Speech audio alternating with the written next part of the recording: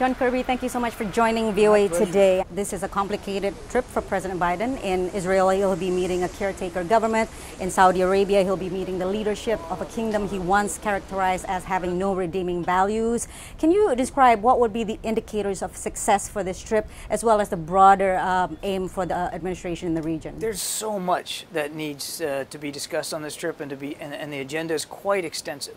Between going to Israel and furthering our defense partnership and reaffirming our ironclad commitment to Israel's defense, to meeting with President Abbas, and to reaffirming our commitment to a two-state solution between Israel and Palestine. And then, of course, in Saudi Arabia, where we'll have bilateral discussions with King Salman and his leadership team. Again, this is a strategic partner for 80 years. So what are some of the signs of warming bilateral ties between Saudi and Israel that we can expect, whether it's during the president's trip or beyond, in terms of steps towards normalization, something that the administration can point to towards normalization? Well, look, normalization is going to take some time, and clearly these are sovereign decisions that nations have to make. We support the Abraham Accords. We want to see normalization proceed. We think that a more integrated Israel in the region is better for the region. It's certainly better for the Israeli people, certainly for their Arab neighbors, as well as our own national security interests. I think you'll see when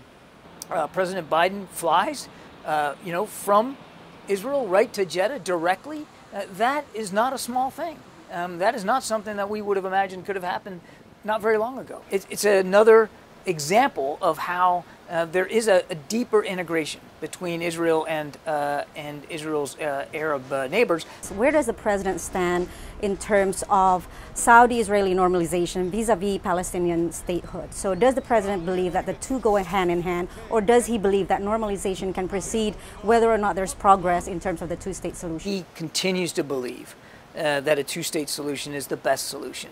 And you will hear him talk about that on this trip, particularly when he goes and has a chance to meet with President Abbas. But he also believes that normalization is healthy, integration is healthy for the region. And I think in President Biden's view, both of these things are equally important to a more stable, a more secure, a more integrated Middle East. And that's what you're going to see him want to focus on. Thank you so much, John, and I'll see you in the Middle East. Yes, ma'am. Thank you. Look forward to it.